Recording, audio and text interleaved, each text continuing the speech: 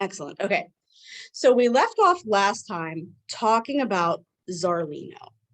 And he was the other big theorist in addition to Tinctorius that we wanted to remember. So Tinctorius we already talked about. Here is Zarlino's contribution to Renaissance music theory. So he was, unlike Tinctorius, he was Italian, and he was also an organist, and he united theory and practice to a high degree. So whereas Tinctorius is coming at music theory from a very scholarly point of view, Zarlino is coming at music theory from a very practical, performance-oriented point of view. And Zarlino, based his theories and teachings on the compositions of Adrian Villart, whom we are going to talk about very, very shortly. So keep that name on your radar, Adrian Villart. Zarlino defined the ars perfecta and its rules. So remember, we talked about the ars perfecta and the generation of Josquin as being the perfected art, this highly complex polyphony, and yet highly consonant, this English countenance of triadic harmony being incorporated. That's all ars perfecta. And Zarlino defines that ars perfecta and its rules for us in his big treatise, Le Istituzioni Armoniche, and that's from 1558. So we can see this is the culmination of Renaissance learning. This is the summary of all that has been going on in the Renaissance. Again, just to emphasize, with Zarlino, triadic harmony is the ideal. We're no longer going for open fifths and octaves the way we were in the Middle Ages. We are going for thirds. So do, mi, sol. One innovation that Zarlino describes, one thing that is kind of unique to Zarlino's theory, is this thing called the soggetto cavato dalle vocali. Literally what that means, and you should write this in your notes, is subject carved from the vowels. What is a subject carved from the vowels? How do we carve a subject? Well, what we do, or what the composers do, is they take the vowels of the text they're setting. So for example, there is a very famous motet dedicated to Duke Ercole of Ferrara. So when the composer sets the name, oh, can anyone else not see her screen? Oh no, it doesn't say that I've paused sharing. Is anybody else having trouble seeing the PowerPoint? Okay, Maya has it. I see it. Good. Okay, John, Mark have it. I'll even come back. Okay, Nick. You know what might also happen is if you just try and click into a different window, maybe that'll pop it up too. I've also had to just get out of the Zoom call and have to come back in before so it can work. That's why, like, I love that we can communicate over vast distance like this, and yet this is not a perfected art, unlike that of Josquin and Zarlino. Oh, excellent. Okay, thank you, Nick. Appreciate the update. Okay, so if we're all good, let's keep talking about that soggetto cavato dalle vocali, the subject carved from the vowels. So what the composer who set Duke Ercole's name did was he took the vowels of the name and matched them to the solfege syllables. And those solfege syllables became the melody. So if I take Ercole, then I would have re, do, re. Dukes would be ut or do. Ferrarie, then I have a, e. So does everyone see how we're matching the vowels of the text with the vowels of solfege syllables?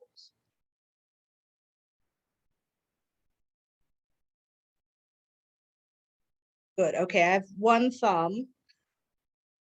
Okay, two people understand. Let's elaborate a little more. Good. Okay, I got a couple more thumbs.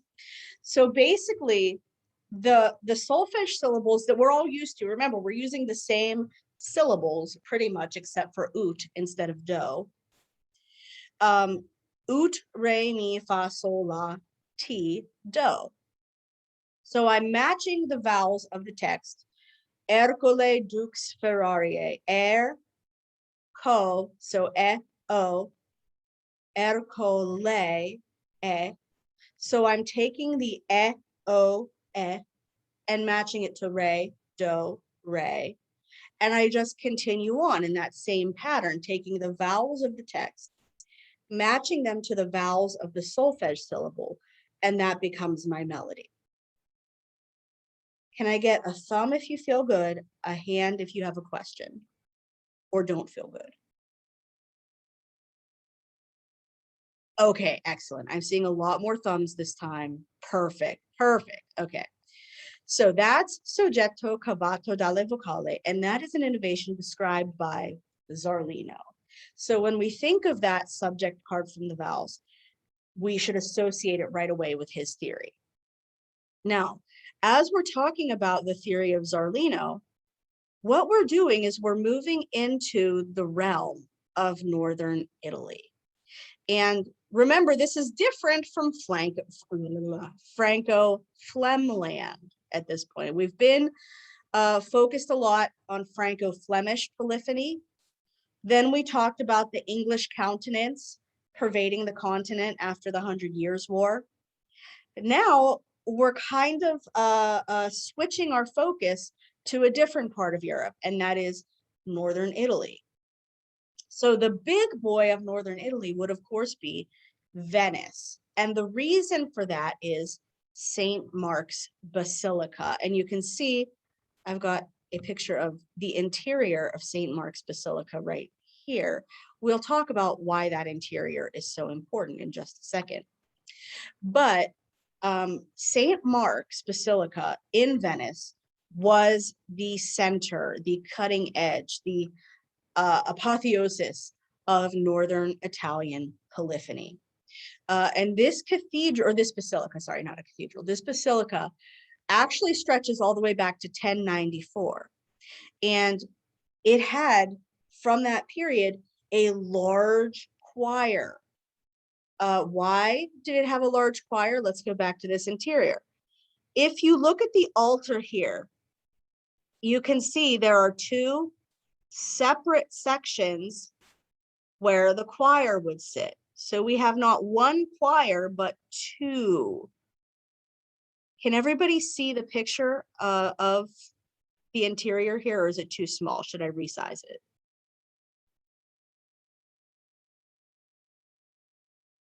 Good, okay. Okay, so I'm gonna assume that this is an okay size.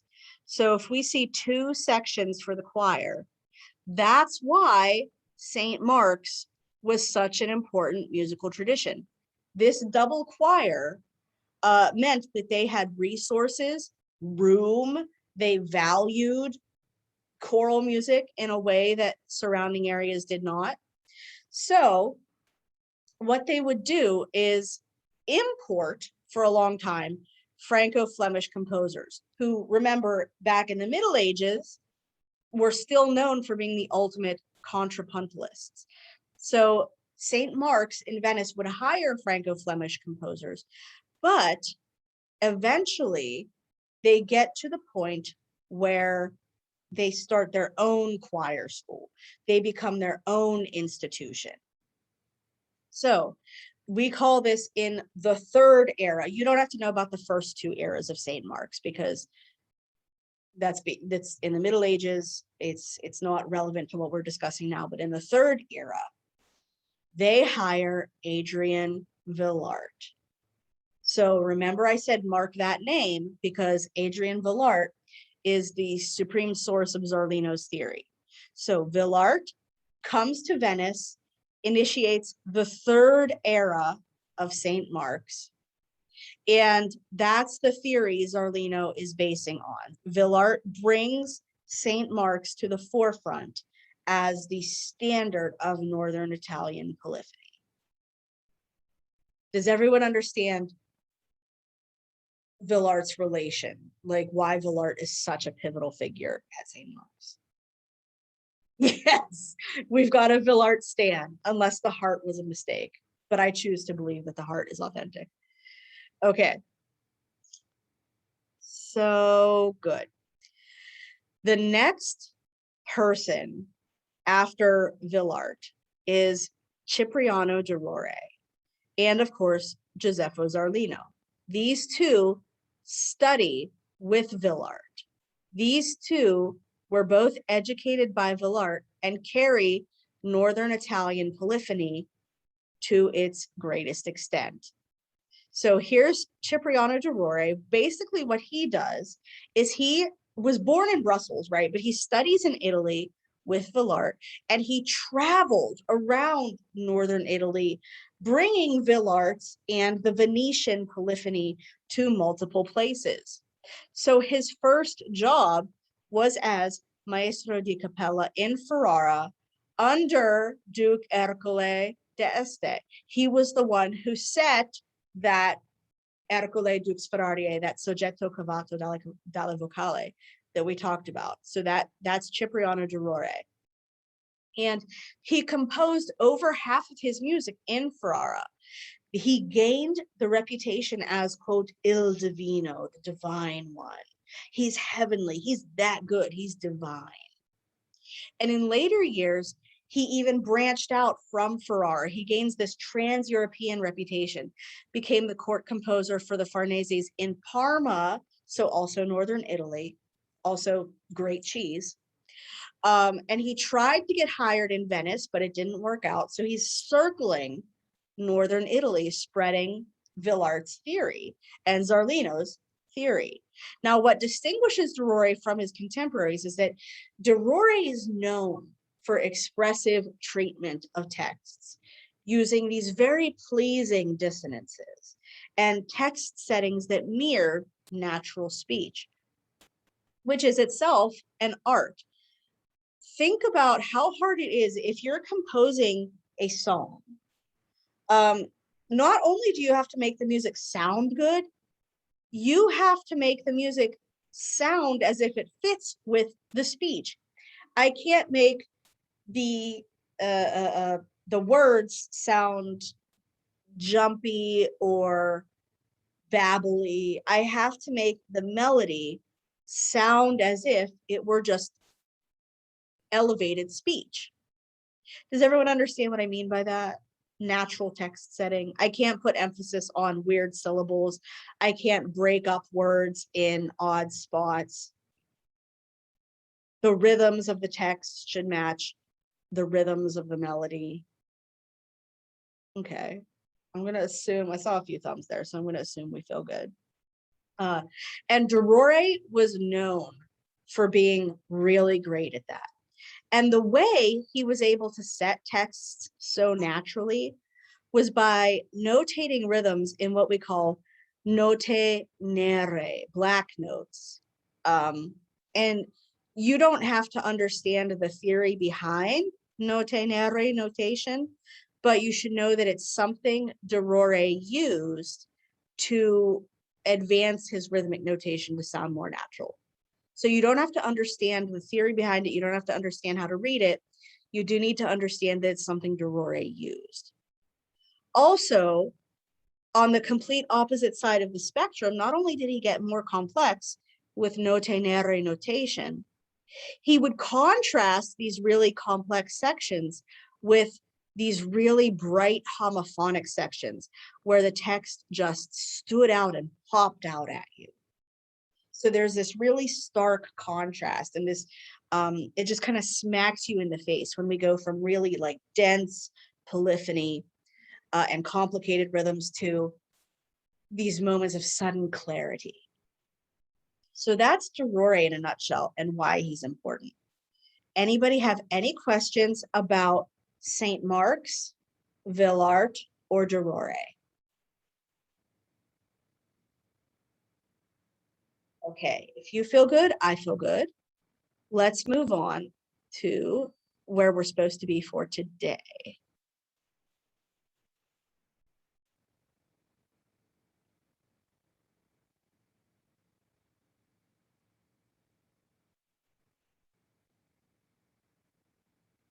Okay, so again, now that I've gone through my 5-button process, we're still going along with this Ars Perfecta, and we're still kind of situated in northern Italy. That's where this is really flourishing. So apart from Venice, we see flourishing in Rome. Now, why Rome? Because it is the seat of the papacy. So of course, it's got all of the movers and shakers, all of the powerful and rich of the church. And it's got control over almost all of Europe, because most of Europe at this point is Catholic. So most of Europe is subject to the Pope. So basically all of Europe is sending their best and brightest to Rome.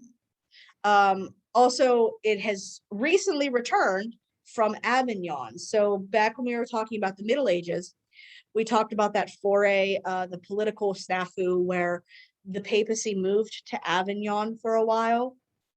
And after that political turmoil, it returns to Rome in 1420. So this is like within, fairly recent memory for Renaissance people. Also, because the Pope is in Rome, we've got the Sistine Chapel choir. I'm sure you've all heard of the Sistine Chapel. That's like Michelangelo's big deal, which, by the way, it didn't look like this in 1420 because Michelangelo didn't paint that until a couple generations later. But this is the place that we are talking about. So the Sistine Chapel choir is the official papal choir. At this time, it was made up of all adult males, and it housed very famous composers like Dufay and Josquin. So here's this Franco-Flemish polyphony being imported into northern Italy and then becoming its own Ars Perfecta. Other huge churches in Rome, so not only the Sistine Chapel was in Rome, but there are other huge churches contributing to a great polyphonic tradition. There's Santa Maria Maggiore, Santa Monica Laterano, San Luigi dei Francesi, and St. Peter's, basically, which houses the Capella Julia. You don't need to know all of those churches. You do not need to list any of them. What I need you to know is that Rome is the seat of many, many, many major churches. And so it had many, many, many, many resources. That's the point I need you to take away, is that there's a wealth of resources. There are also, in addition to churches, there are what we call colleges. And this, unlike the Notre Dame School of Polyphony, this is more of a school in the sense that we understand it today, where students go and enroll in classes and complete a course of study. So there's the German college, the Collegio Germanico, and like different clubs that would be there called confraternities. So like basically these are just groups of intellectuals who are interested in discussing intellectual advancements. So we've got these confraternities there, like the Compagnia dei Musici di Roma. So like it's a musicians club in Rome. So there's all of this institutional support through churches, through colleges, and through clubs of the literati. So there are all these avenues in Rome that musicians can follow to build their career. Along with this papal power and these papal institutions comes the cardinals and princes of the church, other people who are very, very, very, very wealthy and very, very, very, very powerful. So people who are under the Pope, but still very influential and still the subject or the sources, that's the word I'm looking for, sources of patronage for the most important musicians of the day. So as you've noticed, with Josquin and Dufay all the way down through Villart, there's a strong Franco-Flemish influence in this Northern Italian polyphony until we get to a guy named Giovanni Pierluigi da Palestrina. So we mentioned him before, but so just as a reminder, he was born in and around Rome, built his entire career in one city. Contrast that to a lot of the musicians we've talked about so far who made their careers by traveling. Palestrina did not do that. Palestrina was firmly entrenched in Rome, and he was known for being prolific. He composed at least 104 masses that we know of, and his polyphony is notable for being highly complex while still being viable under the strictures of the Council of Trent, which we're going to talk about very shortly. What he does to balance these things, the complexity with the restrictions of Trent, he gets around this by textural variety. That should sound familiar because guess who else we just talked about with textural variety? Cipriano de Rore, right? So we can trace a direct lineage from Villart and the third era of St. Mark's, the Venetian school. We can trace a direct lineage from Villart through de Rore and Zarlino and other members of that Venetian school, all the way through Palestrina. So we see how there's this lineage going around northern Italy, initiated with the Franco-Flemish contrapuntalists, going through St. Mark's all the way to Rome and Palestrina. Not only did he use this polyphony for his masses, he was known for his very wide repertoire of spiritual madrigals. So we talked about madrigals before, like Jacopo da Bologna and the Osletto Selvaggio. We talked about madrigals before, and they were secular courtly pieces, right? Spiritual madrigals are madrigals that used devotional poetry. So rather than expressing earthly loves, and rather than meditating on those pastoral subjects like the shepherdess, rather than exploring those topics, spiritual madrigals meditate on God. And they are devotional poetry set in the same way that secular madrigals would be. And Palestrina has a vast repertoire of these things. But the piece that Palestrina is known for above all others is the Pope Marcellus Mass. So let's dive into that. The Pope Marcellus Mass is the perfect example of that pervading imitation we've talked about. But the problem in Palestrina's time is that pervasive imitation had become so pervasive, it became impossible to hear and understand the words of the Mass texts, whether they were ordinary or proper. So even the texts that worshipers were most familiar with from having heard them every day, it was still hard to understand those at this point in Renaissance polyphony because the imitation had become so overbearing. But Palestrina, just also a quick reminder, remember that we're in the era of humanism. And so it becomes paramount for worshipers to understand the text, to create that direct connection to God. So humanism valued the potential of humans, man as measure of the universe. If humanism values man's potential and values the direct connection between God and man, then it becomes paramount for the worshiper to understand and participate in that prayer. So we can see how not hearing the prayers because of all the imitation would be a problem. If it is necessary for man to connect with God directly via the text, if imitation obscures that, red flags are going up everywhere. Not only does this become the pervading imitation become a problem, what becomes a problem for some worshipers is all those secular songs that were being used in mass settings. So we talked about chanson masses and this idea of secular love songs being incorporated as the Cantus Firmus, being incorporated into paraphrase masses, where the composer elaborates on a secular melody, being incorporated into parody masses, where the composer adopts all the voices of a polyphonic source. So all of these secular things that are being put into masses start to make some worshipers feel uneasy. Like, wait a minute, I'm here to worship God. Why am I hearing a song that is about, shepherds being kind of saucy in the fields? Or why am I hearing a song that's all about war and battle and all of these ungodly things?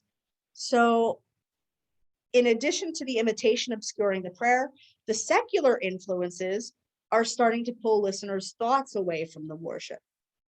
So we see these red flags going up all over, and Palestrina dedicated his career to making polyphony viable, working against pervading, well, he didn't work against imitation. He worked against the obscuring of texts, and he worked against secular influences at the highest level of the Roman Catholic Church.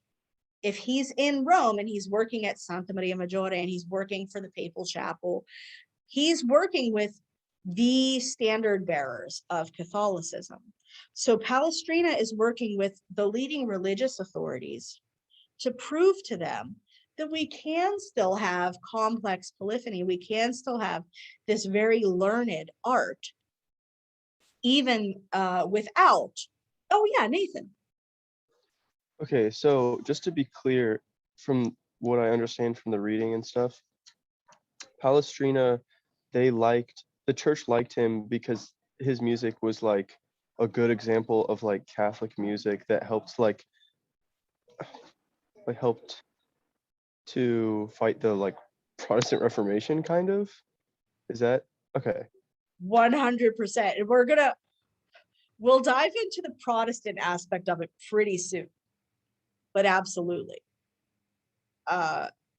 Palestrina's work becomes paramount because the Protestant Reformation is going on at this point. And he has to prove not only to Catholics, but to people who are starting to question the Catholic Church that, no, wait a minute. We can make this beautiful art in a Catholic way, in a religiously proper way. Good point.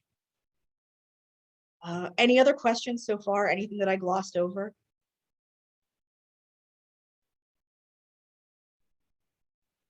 Okay.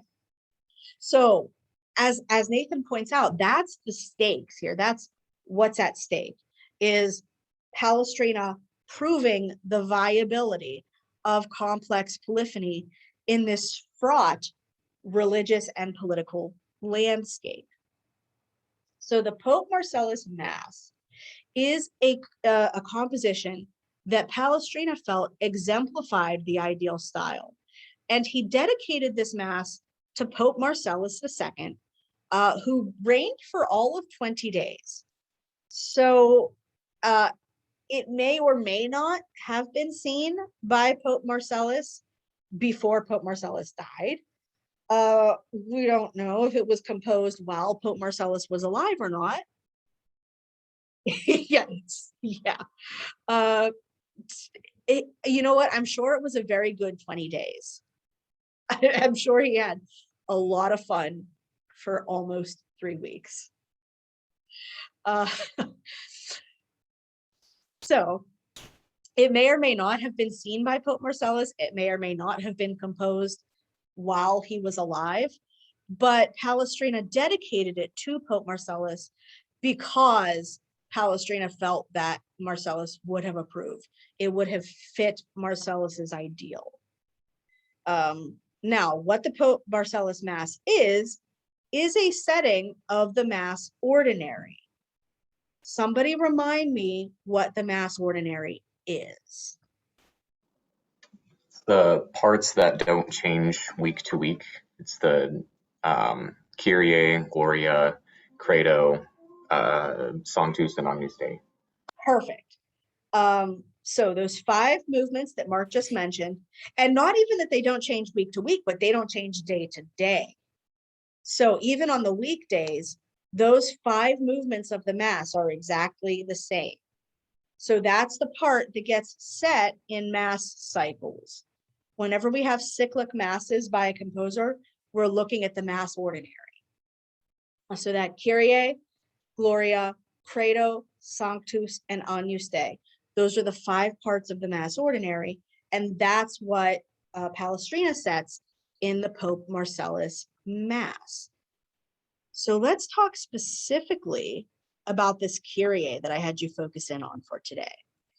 So this is, like we've been talking about, a reaction against abstract theory.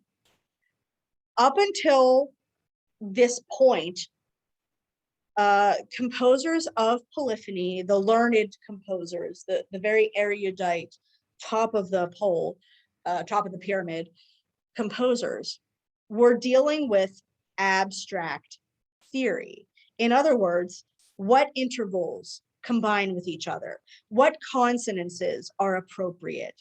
How do I need to resolve dissonances to make them appropriate?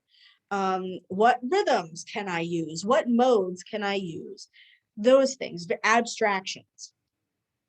Palestrina was not interested in abstractions. He was interested in very practical applications of this theory. So in other words, while composers around him were interested in setting these very complicated, pervasive imitations, and somebody quickly remind me what pervasive imitation is, please.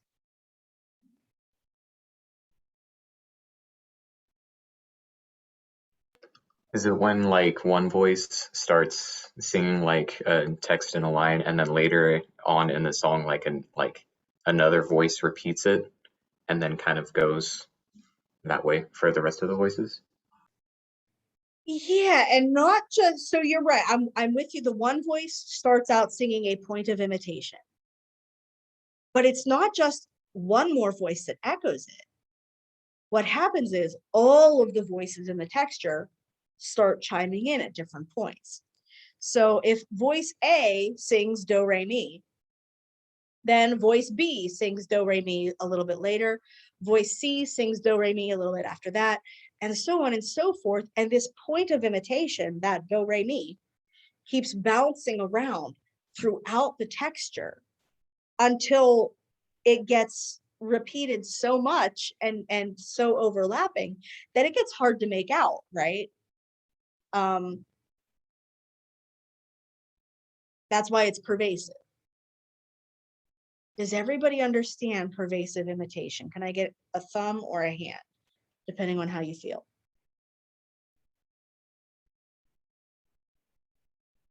Okay. I need you guys to understand pervasive imitation because it's the defining feature of Renaissance polyphony. Pervasive imitation is what distinguishes Renaissance polyphony from medieval polyphony. It was the height of learned music. In other words, the smarter you were, the more imitation you could incorporate in the Renaissance. Absolutely. So pervasive imitation is where one voice starts out singing a short little motif, not even an entire melody, just a short little motif. So like for our example, if we just sing do re mi. So the superius might sing do re mi first. Then that little motif, that little point of imitation, that little tiny fragment gets repeated in all the other voices.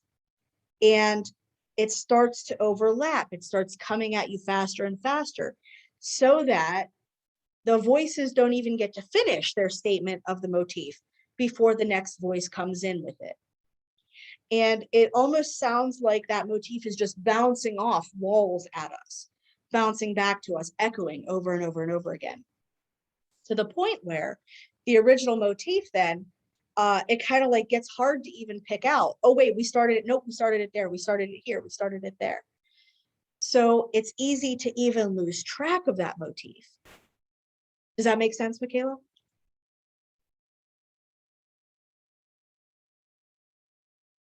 Fantastic. Okay. So that is pervasive imitation. And that is what learned composers were doing in the Renaissance. And Palestrina is like, wait a minute. There's a better use of our intellectual resources. How can we put this in practice to make it intelligible to our listeners? So this is Palestrina's reaction against the abstract theory of pervasive imitation. And the way, or what governs Palestrina's application is the canon from the Council of Trent that describes how church polyphony, or how church music, period, should work. So according to the Council of Trent, which we'll talk about the Council of Trent more next time when we talk about the Protestant Reformation. But for right now, what you need to know is the Council of Trent was a meeting led by the Pope and cardinals and bishops that reformed worship for Catholics. And what the Council of Trent said was, quote, "The whole plan of singing in musical modes should be constituted not to give empty pleasure to the ear, but in such a way that the words be clearly understood by all." Now that's a lot of pretty fancy words, and that's not the way we talk today. So can someone translate that to modern accessible language for us? What does this sentence mean?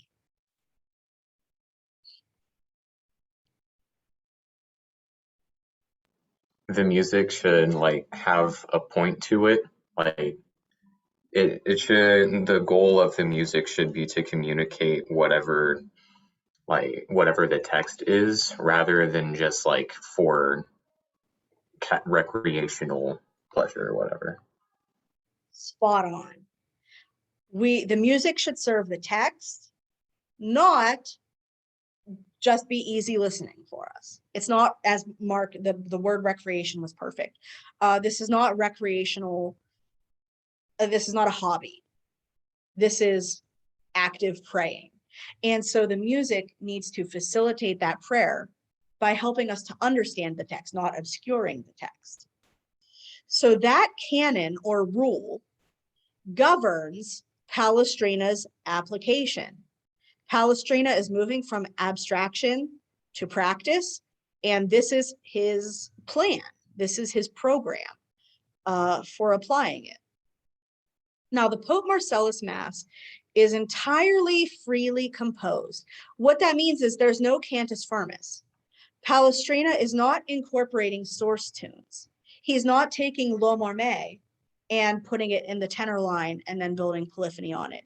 He's not taking the Pange Lingua hymn and incorporating it into his mass. This is all freely composed music. These are all new melodies that Palestrina himself invented.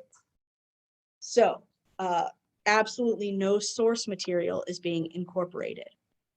In this particular movement, the Kyrie, we see a shorter snippet of polyphony. So the Kyrie, remember, out of all of our 5 movements of the Mass Ordinary, is one of the shortest movements. Our long movements are the Credo and the Gloria. The Kyrie, the Sanctus, and the Agnus Dei are much, much, much, much shorter. So what that means is, because the Kyrie is a shorter movement, we have space for more imitation. This is going to be interesting to hear how Palestrina can preserve imitation. He can preserve that practice of the ars perfecta while still keeping the Kyrie intelligible to us. One of the ways he does this is by using a slow rhythm. And I mean that not only in the sense of like long and short notes, so our regular sense of rhythm, but also a slow harmonic rhythm. The harmonies don't change very frequently. He keeps things very consonant and slow moving so that we can like live in this sonic space for a while and absorb what's going on in that sonic space for a while before moving on to the next section. Another way he does this is through cadential elision. Now, we've talked about cadential elision before. Can someone remind me what cadential elision is?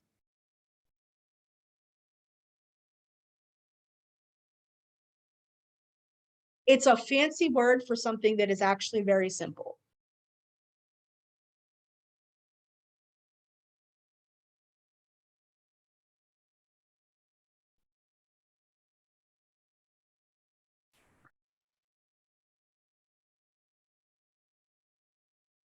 Do we want a reminder?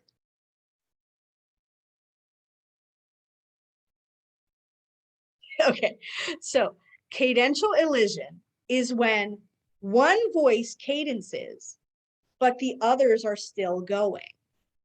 So we never get that really strong, satisfying total cadence in all voices at once.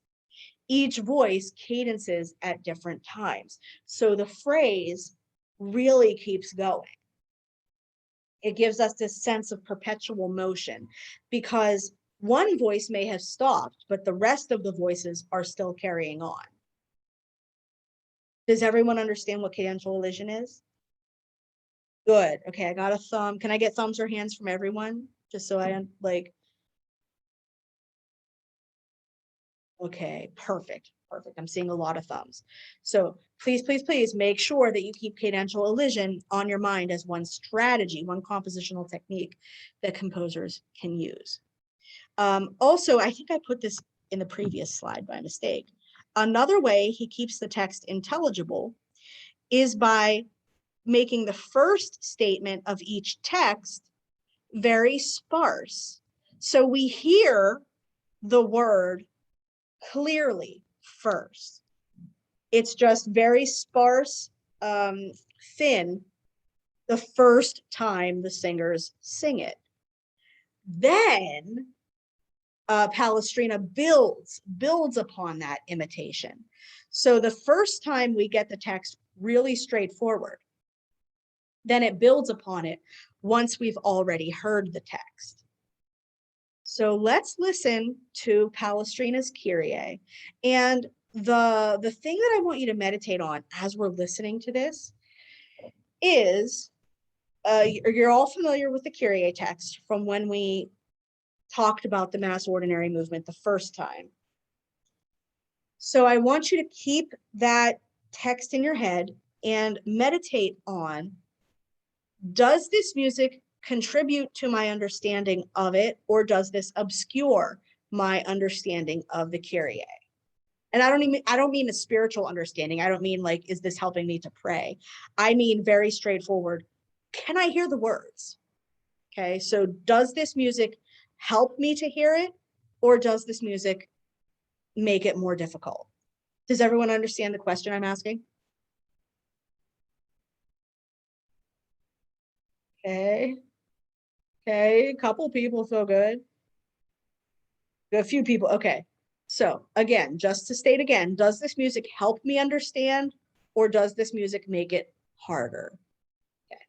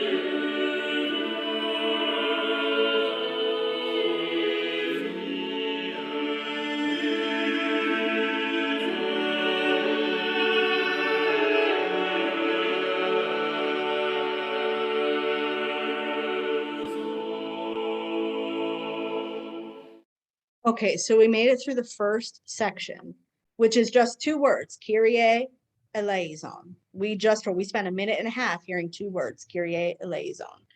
How did that music help you here? How did the music make it harder?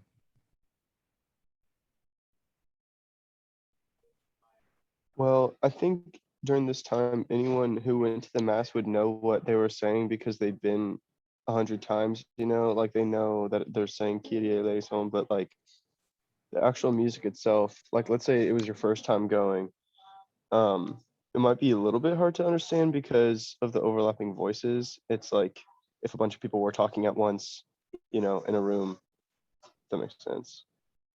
But like Exactly. for like practical purposes though, like for most people it probably wouldn't matter that much because they knew what they were saying already. Absolutely. And that was the problem that the Council of Trent was raising, right? With the pervasive imitation, like with those overlapping voices. If it were your first time, you'd be kind of confused. Now the assumption being, well, everybody's been to mass 100 times, so they all know what we're supposed to be singing.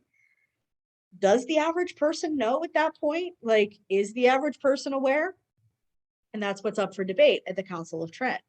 And that's why they're fighting against this pervasive imitation.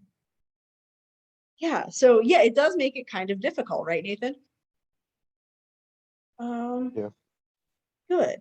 Okay, so that imitation can obscure things. Did anybody have a sense of the music helping us? Did anybody feel like kind of okay with it?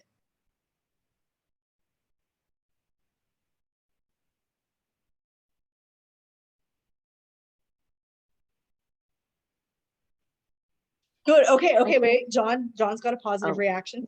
Oh, go. Oh, okay. I was gonna say something. go ahead. I'll let you both duke it out, whoever wants to go first. Okay, sorry, John. Um, I was just gonna say, like we were talking about how there's like no final cadence, like the elision, the cadential elision. In this one, there was like a final cadence with everyone at the end, and then there wasn't really like any like false cadences throughout. Well, we did have the big section, the cadence at the end of the section, right? When we got to that Kyrie eleison. Yeah. So good ears. Did we I ever mean, get a good cadence before that for the whole minute and a half? No, it basically the was way just that like, I saw it was no. Yeah, go ahead, Nathan. no, go ahead, John. Yeah, I was just gonna say, before that, it wasn't. To me, it didn't seem like it was complete. It like just made you. It played with your ear. It played with you, and then finally, towards the end, it was starting to complete more. It was making me happy because I hate it when it doesn't. So as it went on, it started being to me more pleasing to the ear. The whole song, like the whole thing's great, but that's just my OCD kicking in. Yeah, No, basically, that's okay. I was just gonna say like the exact same thing pretty much. Like it was weaker cadences all throughout until you get to the I think the part says the bosses 2 when they go Yeah. or wait, or maybe it's maybe it's the 1, but it goes no no no no no, and that's like the final, the stronger cadence. Yeah, that's where we get all the voices, like the lower voices lead us into that stronger cadence, and there's no elision over it. Yeah. So we have to build there, right? Like again, he gives us the text very sparsely at first, so we like hear the text, and then we have to build up to that satisfying conclusion. Now, here's what's also unsatisfying to me as a 21st century listener. Disclaimer, this is just my opinion. When he gives us that text, it's like one or two syllables at a time. And in my own 21st century instant gratification impatience, I'm like, why are you doing that? Just say Kyrie, just say eleison. But that was Palestrina's way of somewhat making it more intelligible, was just giving us one syllable at a time.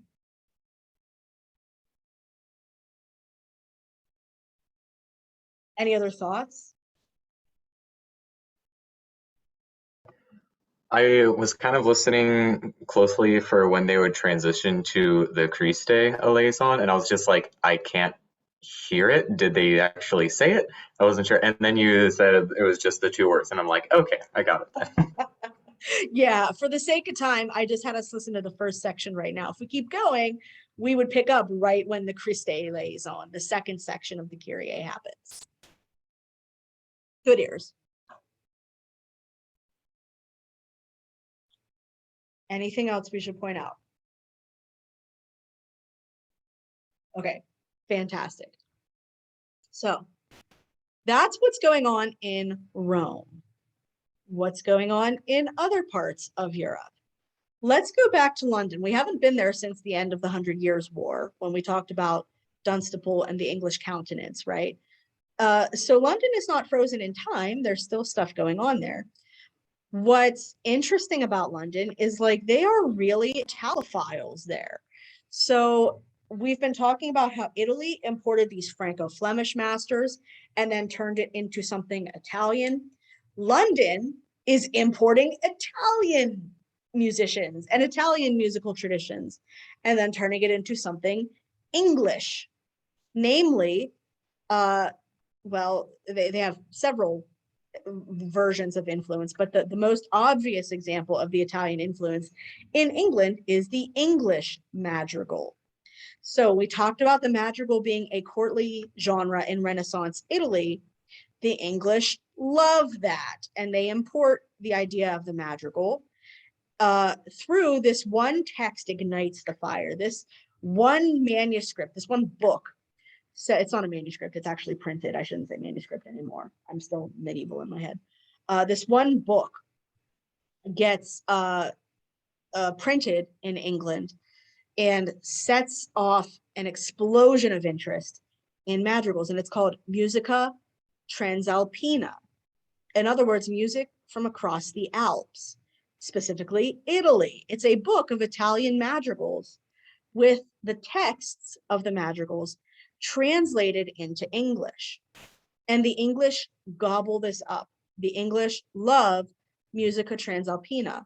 And this book of Italian madrigals that gets translated inspires a bunch of English composers then to start writing madrigals, their own madrigals in their own language. The London musical landscape is also dominated by printing patents, much the same way that Petrucci held the patent, in other words, the monopoly on music printing in Venice. In London, the patent was granted by the Crown, and it was originally split by Thomas Tallis and William Byrd, whom we're going to talk about in just a moment. Then that gets passed on to Thomas Morley. In London, we also see this controversy over who gets the right to print religious music, because there was a separate patent for religious publications.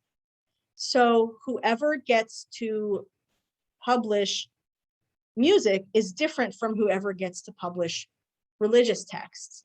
Now, what do you do with books of religious songs? Can we see how that would be a tempest in a teapot? Yeah, so there's a bunch of fighting over who gets to print what in London. But for the most part, Thomas Tallis and William Byrd, then Thomas Morley, get to control all music in London. Now, much like the Papal Chapel in Rome was the institution behind all polyphony, then the Chapel Royal in London was the source of most major composers. So if you wanted to be a prominent composer in London, you had to be a gentleman of the Chapel Royal. Chapel Royal, that's pretty straightforward, right? It's the chapel where the kings and queens of England worship. So if you were a musician in that chapel, you were set. And again, this chapel was the source. No, wait, where are you going? This chapel was the source of almost all major English composers. So let's look at a few. First and foremost for us right now, today, is William Byrd. And he was kind of cool because he was what we call a recusant Catholic. So even though England had become Anglican under Henry VIII in the early 1500s, there were some people who refused to change their Catholic religion. Byrd was one of them. So even though he's composing for Queen Elizabeth I, who was a staunch Protestant, he refuses to give up his Catholic faith. So he has to compose in the Chapel Royal Anglican music, and for his own use, Catholic music. William Byrd is unique among our composers in that sense, that he's going for both traditions. Another gentleman of the Chapel Royal was Thomas Tallis. Remember, we said Byrd and Tallis split the patent during their lifetime. Tallis was actually Byrd's mentor at the Chapel Royal. So Tallis was older and more experienced. And Thomas Tallis was known, because he was that senior official, he was one who imported the continental style to England. So in the beginning of the Renaissance, it was all about importing the English countenance to the continent. At the end of the Renaissance, it's going the complete opposite direction. So John Dunstable exports the English countenance. Thomas Tallis brings continental polyphony to England. We can see how those are opposite journeys, right? Okay, I'll take that as a yes. Another student, or another member of the Chapel Royal, was Thomas Morley. He also studied under Tallis. So Byrd and Morley were both trained by Tallis. After Byrd and Tallis were dead, Morley got the printing patent. Now, in addition to being a composer, Morley was also a theorist, and he published A Plain and Easy Introduction to Practical Music. None of those are typos on there. That's legit how he spelled it, in 1597. And Morley, as a composer, was known for being able to incorporate the English and Italian styles. So he inherits that mantle from Tallis, that Tallis was well-versed in continental polyphony. Morley is able to kind of code switch and speak both languages, English and Italian. And when I say languages, I mean musical languages, not words. So Thomas Weelkes is another gentleman of the Chapel Royal that we want to know. And his claim to fame was what we call word painting. Is anyone familiar with what word painting is? Is it like when the lyrics of a song kind of mimic what's happening in the music? Yeah, well, I'd say maybe the opposite way around. The music mimics the lyrics, perhaps. Right, sorry.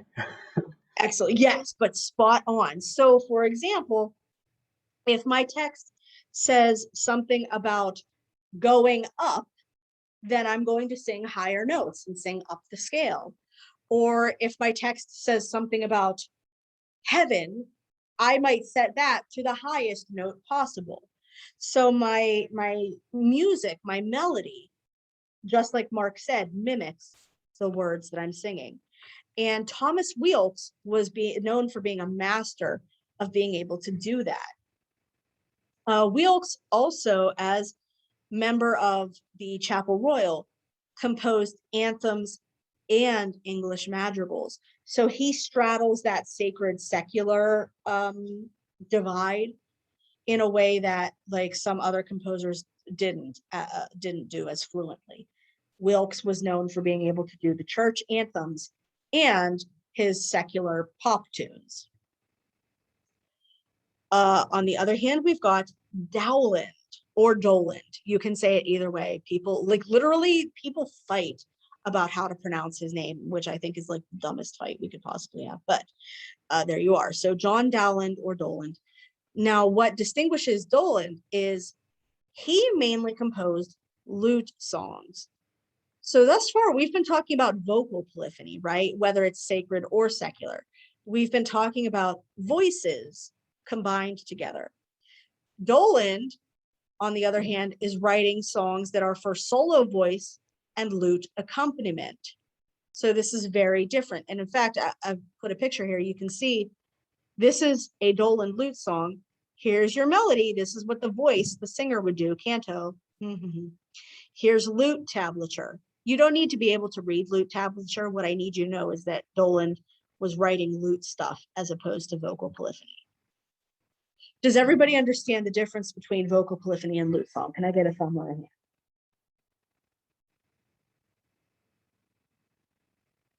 it? Hey. Okay, good. I'm seeing more thumbs. Okay. So that is Doland's contribution. He, unlike the others we've mentioned, he traveled a heck of a lot more. So he brought this lute song all over the continent of Europe. And at first, Doland in his early career was all about like these simple diatonic melodies, very repetitive, strophic dance forms. Then after he started traveling, we see this marked change in his music. And instead of being all about the simple stuff, he became about Italian chromaticism and this really expressive dissonance. So whereas his early stuff is all about like happy, beautiful, pretty things, after he travels the continent, he adopts this like very mournful, lamenting sound. And there's this like really fun proverb that we hear associated with him. Semper dolent, semper dolens. In Latin, that means always dolent, always crying. So he was basically the Taylor Swift of his era. And yes, exactly. Maya has got it spot on. That seems like a portrait of Doland to me. So always Doland, always crying, because he imports this chromaticism. Really, can't we all around midterm time? Isn't this just all of us at this point in the semester? So yeah, Doland is our like musical patron at this point. The instrument that really dominates London culture is this thing called the virginals, and you can see a couple pictures of different virginals here. What that is basically a pre-harpsichord keyboard, and we have a couple theories as to how we get the name virginals. So it's either from there, like it was the hard to see in this picture, but the strings were all held in place by a rod, and the shape of the rod in there looked like a virga or point, a dot. So it could come from the little dot that holds all of the strings in place, or it could be for the Virgin Queen Elizabeth, because she's in charge of England at this point. So the virginals could be named for Queen Elizabeth. Possibly the timbre or voice range of it sounds like a woman's voice, so virginal being the tessitura it's in.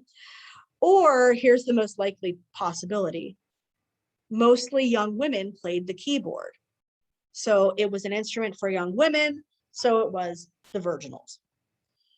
Does everybody understand what the virginals are? Can I get thumbs, hands?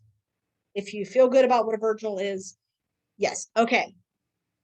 So the virginals are the instrument dominating Italy at this point. Now, the composer that I really want to look at as exemplifying London culture at this time is William Byrd. So with our last couple minutes, let's talk a little bit about Byrd. So like we said, he grew up in the Chapel Royal, studying with Thomas Tallis, and he was even kept on, this is unusual and a sign of his talent, he was kept on in the Chapel Royal even after his voice changed. So young boys would study there, and then once their voice changed, they were set out into the world to like do their own music and have their own careers. But Byrd was so talented that he was kept on even after that. And he was so famous, he gets the title Father of English Music.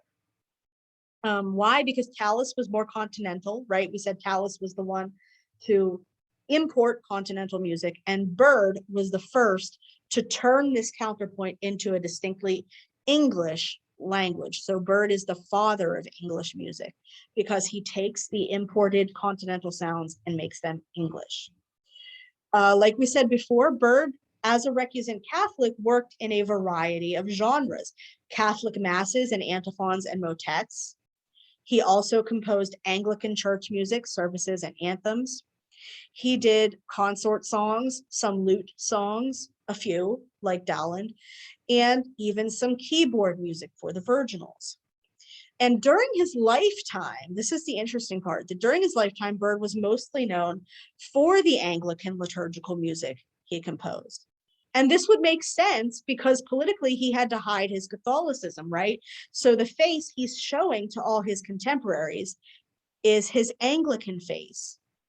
And interest in his suppressed Catholic music didn't really revive until the mid-18th century because of a group of English music historians.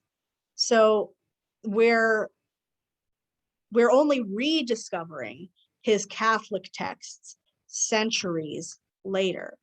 So in his life, he's known as an Anglican composer.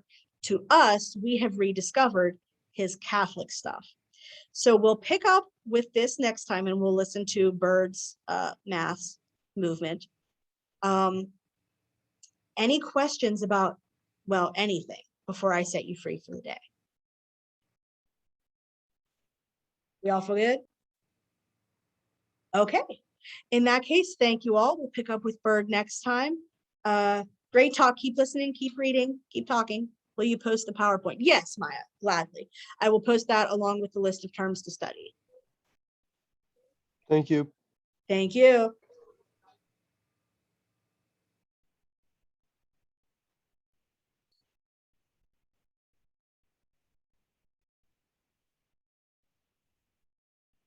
So you guys all feeling good?